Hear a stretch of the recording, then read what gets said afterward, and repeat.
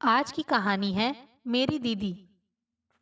मेरी आंखें बंद हो रही हैं, सांसें तन का साथ छोड़ रही हैं। ऐसा लग रहा है मानो मम्मी की आवाज़ दूर, बहुत दूर से आ रही है। सनम, आंखें खोलो बेटा। क्या हो रहा है तुझे सनम? मैं आंखें नहीं खोल सकती। शायद मेरे पास ज़्यादा वक्त नहीं। पर अनंत की डगर पर जाते जाते मेरी आंखों के सामने जिंदगी की हर घटना किसी फिल्म की तरह प्रतिबिंबित हो रही है। मम्मी के उस वाक्य ने मुझे स्कूल से लेकर अब तक की जिंदगी का स्मरण करा दिया और मैं अतीत की गलियों का सफर करते हुए कुछ साल पीछे चली गई। रोज सुबह मम्मी कितनी सारी आवाज लगाकर उठाती थी। सनम बेटा, उठो, स्कूल के लिए देर हो रही है। मुझे भी मम्मी के मुंह से बेटा शब्द सुनना बहुत अच्छा लगता है, तो जानबूझकर बिस्तर पर ही पड़ी रहती। और जब तक मम्मी सनम से सन्नूड़ी पर आकर डांटती नहीं और मुझे जगाने के चक्कर में पूरा घर जग जाता, तब दौड़ती हुई बाथरूम में घुस जाती थी। और मम्मी भी झूठा गुस्सा जताते रसोई में सबके लिए नाश्ता बनाने चली जाती। मम्मी पापा, सागरिका दीदी, समर्थ और मुझे मिलाकर कुल 5 लोगों का हमारा छोटा सा परिवार है। एक दूसरे के साथ भावनात्मक रूप से जुड़े शांति से जिंदगी जी रहे थे। मेरी सागरिका दीदी बहुत शांत और सरल स्वभाव की हैं और मैं थोड़ी सी चंचल। दीदी मुझे बहुत प्यार करती हैं, पर एक बात मेरी दीदी को बिल्कुल पसंद नहीं। दीदी की अपनी चीज़ें कोई और इस्तेमाल करे, वह उन्हें बिल्कुल पसंद नहीं था। पापा हमेशा तीनों बच्चों के लिए एक सी चीज़ें लाते थे, पर मुझे हमेशा दीदी की चीज़ें ही ज़्यादा अच्छी लगती थी। तो चोरी छिपे दीदी की चीज़ें इस्तेमाल कर लिया करती थी, तो उस पर दीदी चिल्लाकर पूरे घर को सिर पर ले लेती। घर में किसी बात पर कभी कलेश नहीं होता था, पर इस बात पर जंग छिड़ जाती। मम्मी पापा के बहुत डांटने पर सॉरी, अगली बार ऐसा नहीं करूंगी बोलकर मैं छिटक लेती। दीदी मुझसे 3 साल बड़ी थी।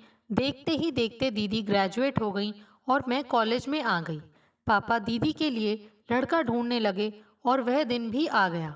दीदी के लिए एक बहुत ही बेहतरीन रिश्ता आया। सूरत में अपना बिजनेस संभाल रहे आदित्य के साथ दीदी का रिश्ता पक्का हो गया। आदित्य के मम्मी पापा मुंबई में रहते थे, क्योंकि उनकी एक ब्रांच वहां पर थी। बहुत ही सरल व समझदार और दिखने में हैंडसम थे आदित्य। मेरी दीदी भी गोरी, सुंदर और सलीकेदार हैं। दोनों की जोड़ी बहुत जमती थी। पापा ने बड़ी धूमधाम से दीदी की शादी की। दीदी के ससुराल जाते ही मेरी जिंदगी में एक खालीपन भर गया। मुझे हर बात पर दीदी की याद आती। आहिस्ता आहिस्ता दीदी के बगैर जीने की आदत डाल रही थी। ऐसे में दीदी की शादी को 3 साल बीत गए। बीच में 2-3 बार दीदी घर आई थी, पर जीजू सिर्फ 1-2 बार ही आए। बस फोन पर बातें होती। पढ़ाई की वजह से मैं भी 1-2 बार ही दीदी के यहाँ गई थी, इसीलिए जीजू का ज़्यादा परिचय नहीं था। पर दीदी से उनकी बहुत तारीफ सुनी थी। देखते ही देखते दीदी ने खुशखबरी दी। दीदी माँ बनने वाली थी। मैं तो मौसी बनने के ख्याल से ही झूम उठी। घर में नन्हे मेहमान के आने की तैयारियां शुरू हो गईं। मम्मी पापा भी नाना नानी बनने वाले हैं, यह सुनकर खुशी से पागल हो गए। पर दीदी की तबीयत बहुत ही खराब रहने लगी। जीजू दी को अपनी नज़र के सामने रखना चाहते थे और मम्मी पापा दीदी को हमारे घर लाना चाहते थे। जीजू के मम्मी की तबीयत भी कुछ ठीक नहीं रहती थी, तो वे भी दीदी की देखभाल नहीं कर पाती। इसीलिए यह तय हुआ कि अगले कुछ महीने दीदी हमारे यहाँ रहेंगी और डिलीवरी के वक्त जीजू के यहाँ। दीदी को पापा हवाई जहाज से ले आए। उनके आते ही घर चहक उठा और मैं इसलिए ज़्यादा खुश थी कि मेरा ग्रेजुएशन पूरा हो गया था, तो आराम से दी के साथ वक्त बिता सकती थी। मैं दीदी का बहुत ख्याल रखती थी और मम्मी भी दीदी को बिस्तर से उठने नहीं देती थी। फिर भी दी की तबीयत दिन ब दिन खराब होती चली गई और 7वें महीने में ही एक दिन उन्हें जोर का दर्द उठा और उन्हें अस्पताल ले जाना पड़ा। जीजू भी तुरंत आ गए और डॉक्टर की लाख कोशिशों के बाद भी बच्चे को नहीं बचा पाए। दी और जीजू दोनों ही टूट गए। तब माँ ने कहा कि बच्चे के साथ लेन देन नहीं होगा, कुदरत दोबारा सुख देगा। पर डॉक्टर ने कहा कि दोबारा माँ बनने की सोचिएगा भी नहीं, क्योंकि सागरिका का यूट्रस कमज़ोर है, 9 महीने तक बच्चे को कोख में नहीं पाल सकता। यह सुनकर दी को बहुत बड़ा झटका लगा। एक स्त्री तभी संपूर्ण कहलाती है जब उसे माँ का सुख प्राप्त होता है। दीदी पर भी यही बात लागू होती थी। दीदी मानो बुत बन गई, जिंदगी से रस ही उड़ गया। अकेली बैठी पता नहीं क्या सोचती रहती। सारे घर वाले मिलकर भी दी को खुश नहीं रख पा रहे थे। 2 महीने बीत गए पर दी अपने बच्चे को भूल ही नहीं पा रही थी। जीजू दी को लेने आ गए पर दी की तबीयत इतनी ठीक नहीं थी, तो उनका ध्यान रखने के लिए मम्मी पापा ने मुझे दी के साथ सूरत भेज दिया। मैं और जीजू दी को हंसाने की भरपूर कोशिश करते रहते थे, पर दी को डिप्रेशन से बाहर निकालने में नाकामयाब रहे। दी खाने पीने में भी लापरवाह रहने लगी और ना किसी चीज़ में दिलचस्पी ले रही थी। एक दिन हीमोग्लोबिन कम हो जाने की वजह से वे चक्कर खाकर गिर गईं। तुरंत एम्बुलेंस बुलाकर उन्हें अस्पताल ले गए।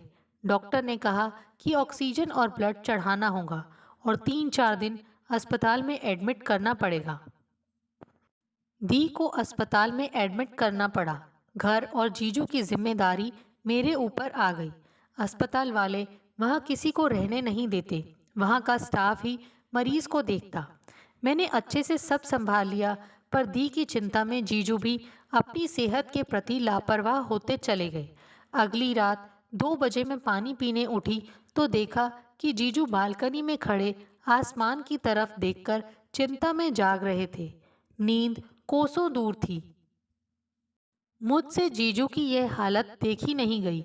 मैं आहिस्ता से जीजू के पास गई और सांत्वना देते हुए पानी का गिलास देकर समझाने लगी कि सब ठीक हो जाएगा, सो जाइए।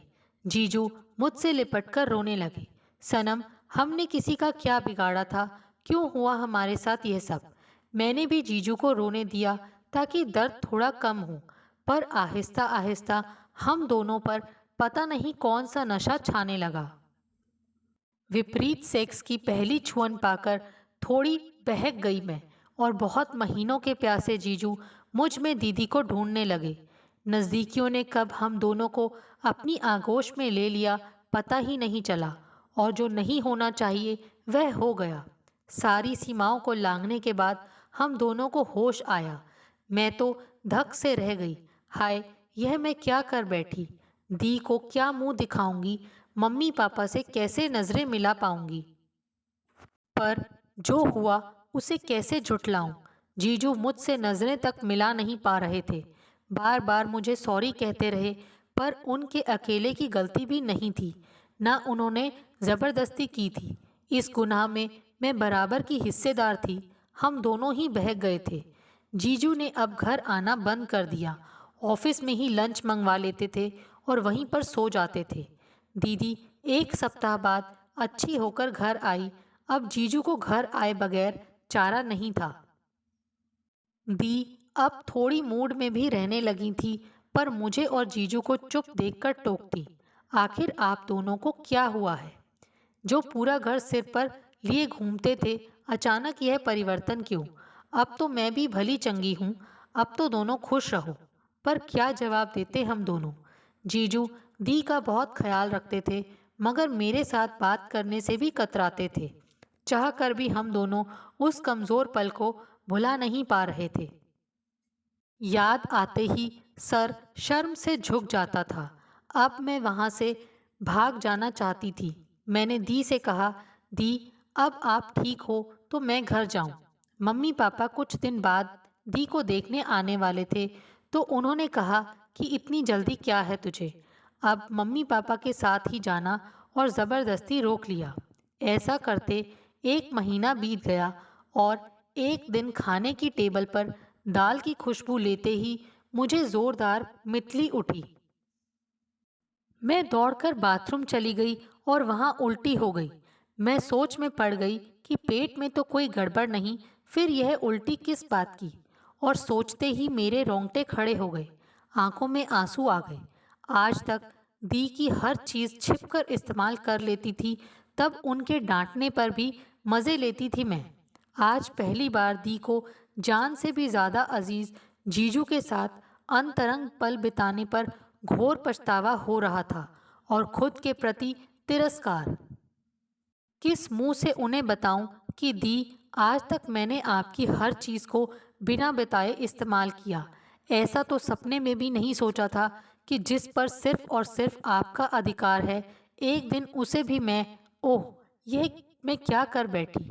आज अनजाने में ही सही, अपनी उस आदत को दोहराने पर खुद पर शर्म आ रही थी। इतने में बाथरूम के बाहर से दीदी ने पूछा, सनम क्या हुआ, तू ठीक तो है? चल बाहर आ, हम डॉक्टर को दिखा देते हैं। मैं स्वस्थता का चोला पहनकर बाहर आई और दी से कहा कि शायद एसिडिटी हो गई है, थोड़ा आराम कर लेती हूँ, ठीक हो जाऊंगी। अपने रूम में आकर बिस्तर पर औंधे मुंह लेटे इतना रोई कि आंखें सूख गईं। मन में ख्यालों का बवंडर उठ रहा था, पर किसी निर्णय पर नहीं पहुंच पा रही थी।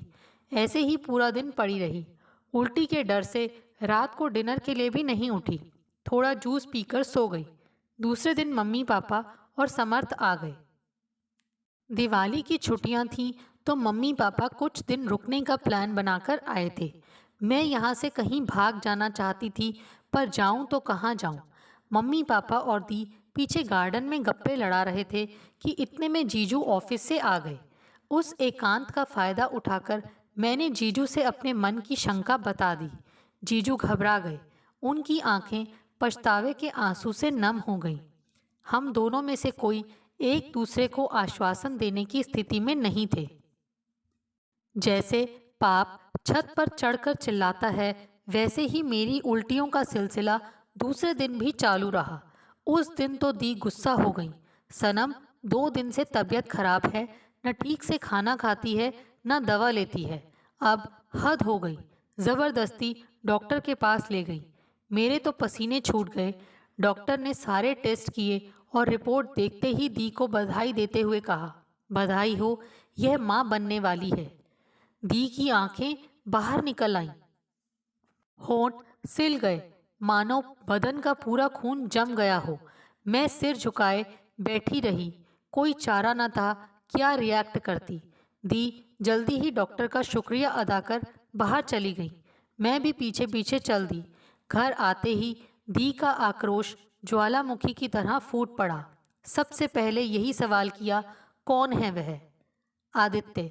मैंने हल्का सा सिर हिलाकर हाँ कहा तो दी बोली, सनम, तुमने मेरी सारी चीज़ें आज तक इस्तेमाल की, मैं बर्दाश्त करती रही, पर अब आदित्य को भी।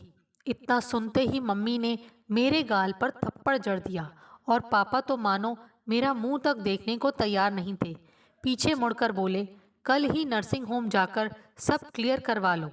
पर इतना सुनते ही दी को पता नहीं क्या हुआ कि मुझसे लिपट कर चिल्लाते हुए बोली, नहीं, मैं अपने बच्चे की हत्या करने की किसी को इजाज़त नहीं दूंगी। यह मेरा बच्चा है, मुझे हर कीमत पर चाहिए। दी मेरा सिर चूमती रहीं, मानो बच्चे के आने की खुशी में मेरी और जीजू की गलती माफ़ करने के मूड में हूँ।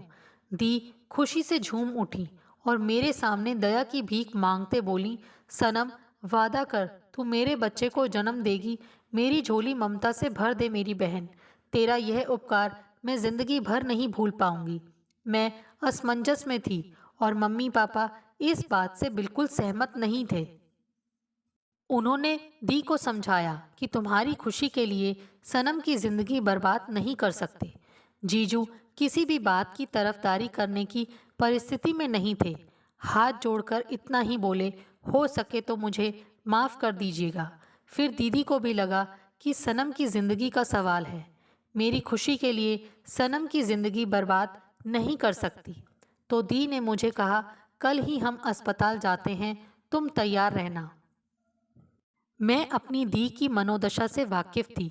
दीदी दिल से चाहती थी कि यह बच्चा किसी भी हाल में जन्म लेकर उनका आंचल ममता से भर दे, पर उनका मन इजाज़त नहीं दे रहा था। दीदी की लाचारी उनकी आंखों से आंसू बनकर बह रही थी और उन आंसुओं ने मुझे एक ठोस निर्णय लेने पर मजबूर कर दिया। मैंने दी को अपने पास बिठाया और उनका हाथ अपने हाथों में लेकर वादा किया, दी, मेरी जिंदगी का जो होना है हो जाए, पर मैं आपको माँ का सुख देकर आपको संपूर्ण स्त्री बनने का सुख जरूर दूंगी। मेरी कोख में पल रहा बच्चा आपकी अमानत है। मैं इस बच्चे को जन्म दूंगी, फिर जो हो मेरे साथ। कोई ऐसा लड़का मिल जाएगा जो मुझे मेरी कमी और खूबी के साथ मुझे अपनाएगा। बाकी जो होगा देखा जाएगा। इतना सुनते ही जैसे पहली बारिश का स्पर्श पाते पतझड़ वसंत में बदल जाती है, वैसे ही दीदी के भीतर नव चेतना का संचार हुआ और मुझसे लिपट कर बोली, सनम, आज पहली बार तेरा मेरी चीज का इस्तेमाल करने पर मैं नाराज नहीं। जाने अनजाने मेरी चीजों का इस्तेमाल करने की बहुत बड़ी कीमत तुमने चुका दी है। मम्मी पापा को भी मेरे निर्णय के आगे झुकना पड़ा। बच्चों के प्यार के आगे माँ बाप हमेशा झुकते जो आए हैं। वक्त अपनी गति से बह रहा था। दी ने 8 महीने एक माँ की तरह मेरा ख्याल रखा, पर 9वें महीने लगते ही एक दिन बाथरूम में नहाते वक्त मेरा पैर फिसला और दर्द के साथ ब्लीडिंग होने लगी। चीखते हुए मैं बेहोश हो गई। आंखें खुली तो खुद को अस्पताल के बिस्तर पर पाया। मेरी आगोश में फूल सी बच्ची सो रही थी। डॉक्टर ने कहा, अभिनंदन, आपको बेटी हुई है। मैंने बच्ची दीदी के हाथों में सौंपते हुए कहा, दी, संभालिए अपनी अमानत। जिंदगी जैसे मेरी सांसों से नाता छुड़ाकर छूट रही थी। आंखों के आगे अंधेरा छाने लगा। हृदय की गति मंद होती महसूस हो रही थी। सबके चेहरे धुंधले दिख रहे थे और मम्मी की आवाज़ मानो दूर किसी पर्वत के पीछे से आ रही हो, ऐसा महसूस हो रहा था। सनम बेटा, आंखें खोल। क्या हो रहा है तुझे? डॉक्टर, देखिए मेरी बच्ची को। सनम बेटे, आंखें खोल। और आज भी मम्मी के मुंह से बेटा शब्द महसूस करते पड़ी रही। आज तो मम्मी सनम से सनूड़ी पर आएगी, फिर भी उठा नहीं जाएगा। अनंत की डगर पर प्रस्थान जो कर रही हूँ, एक तसल्ली लिए कि दीदी की इस्तेमाल की हुई सारी चीज़ों की कीमत चुकाकर जा रही हूँ। अब अलविदा कहने का भी होश नहीं रहा। आंखें हमेशा के लिए बंद जो हो रही थी। दोस्तों, आपको हमारी ये कहानी कैसे लगी? प्लीज़ कमेंट्स करके बताइए। Thanks for watching this video.